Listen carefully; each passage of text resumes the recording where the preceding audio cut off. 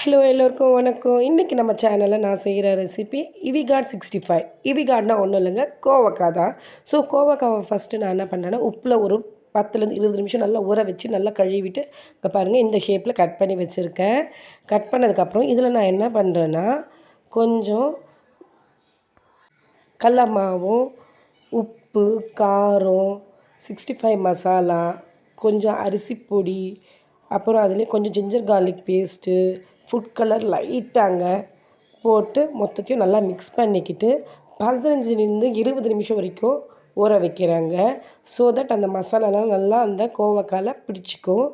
அதுக்கப்புறம் நான் என்ன பண்ணுறேன்னா 20 நிமிஷம் கழித்து ஸ்டவ் ஆன் பண்ணி ஒரு பாத்திரம் வச்சுட்டு வானிலையில் எண்ணெய் ஊற்றிட்டு எண்ணெய் காஞ்சதுக்கப்புறம் அவ்வளோதாங்க கோவக்காவை கொஞ்சம் கொஞ்சமாக போட்டு இந்த மாதிரி வறுக்கிறேன். எனக்கு ஏன் இந்த மாதிரி நிறையா வருதுன்னா நான் யூஸ் பண்ணுற எண்ணெயும் கடலெண்ணெய், அதுவும் நம்ம இதில் கடலை மாவு போட்டு இது பண்ணிக்கிறோம், அதனால் உங்களுக்கு அவ்வளோ நிறையா வருது. வேறு ஒன்றும் இல்லை, அவ்வளோதாங்க. நல்லா டீப் ஃப்ரை பண்ணியாச்சு. இதை நம்ம சர்விங் பிளேட்டில் சர்வ் பண்ணிக்கலாம். சர்விங் பிளேட்டில் சர்வ் பண்ணுறதுக்கு முன்னாடி நான் கொஞ்சம் கருவேப்பிலை கூட ஃப்ரை பண்ணிக்கிறேன். கருவேப்பிலை டீப் ஃப்ரை பண்ணிக்கிட்டு அது மேலே கார்னிஷ் பண்ணிக்கிறேன். பாருங்கள், கருவேப்பிலை நல்லா வறுத்துக்கிட்டேன். அதை சர்விங் பிளேட்டில் ஆல்ரெடி நம்ம இந்த கோவக்காய் வச்சுருக்கோம் இல்லைங்க, அதில் இந்த கருவேப்பிலை போட்டு தூவி இது பண்ணுறாங்க. அவ்வளோதாங்க, ரொம்ப சிம்பிளுங்க. டேஸ்ட்டு சூப்பராக இருக்கும். சாம்பாரில் பருப்பில் சூப்பராக இருக்கும். நீங்களும் ட்ரை பண்ணி பாருங்கள், கண்டிப்பாக உங்களுக்கும் பிடிக்கும்.